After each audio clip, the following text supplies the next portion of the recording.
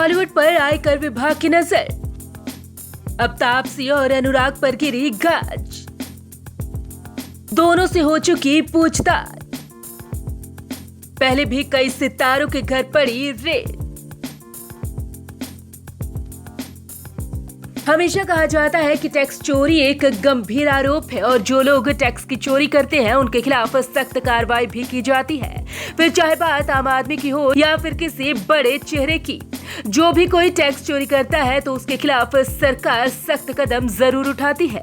वही बात अगर बॉलीवुड के सितारों की करी जाए तो टैक्स के मामले में वो भी आयकर विभाग की नजरों से नहीं बच पाते।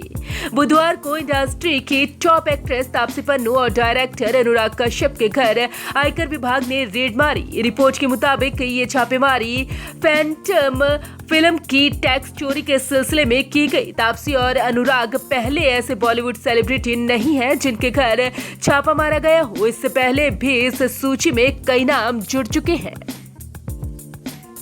पहला नाम अमिताभ बच्चन।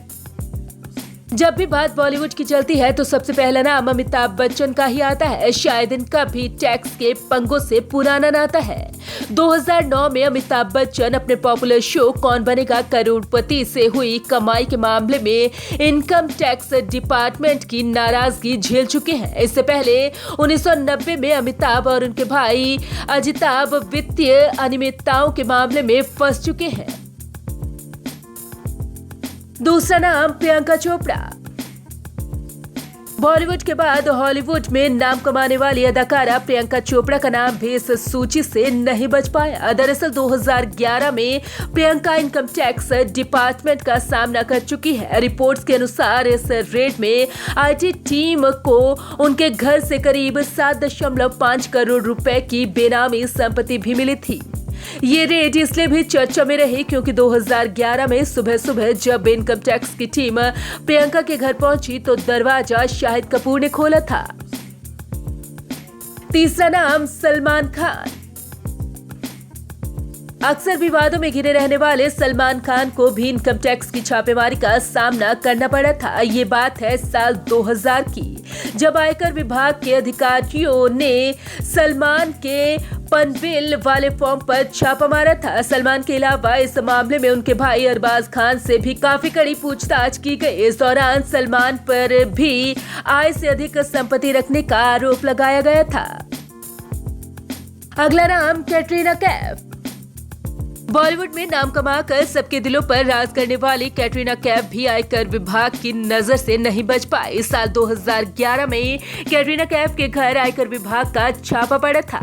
उन पर भी आय से अधिक संपत्ति रखने का आरोप था। कैटरीना से इस मामले में काफी पूछताछ भी हुई थी।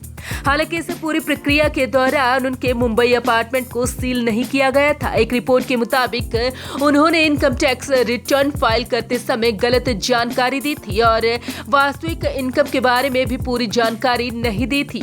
ऐसे में रिपोर्ट थी कि उन्होंने अपने विदेशी दौरों से कमाए पैसों को छुपाया था। रानी मुखर्जी के घर भी पहुंची टीम। 2000 में रानी अपने करियर में आसमान छू रही थी। इसी दौरान इनकम टैक्स डिपार्टमेंट को उन पर ब्लैक मनी रखने का शक हुआ, जिसकी वजह से रानी के घर पर छापा मारा गया। रिपोर्ट के अनुसार उस समय आईटी टीम ने उनके घर से करीब 12 लाख रुपए जब्त किए थे। कहते हैं कि इस रेड की वजह से रानी को कई समस्याओं का सामना करना पड़ा। उनके करियर पर भी बुरा प्रभाव पड़ा क्योंकि उस समय वो पीक पर थी। छोटे पर्दे पर भी नजर। छोटे और बड़े पर्दे की मशहूर निर्माता निर्देशक एकता के घर पड़ी इनकम टैक्स की रेड से ज्यादातर लोग वाकिफ होंगे क्योंकि ये काफी चर्चा में रही थी। 2013 में एकता पर टैक्स चोरी का आरोप लगा था।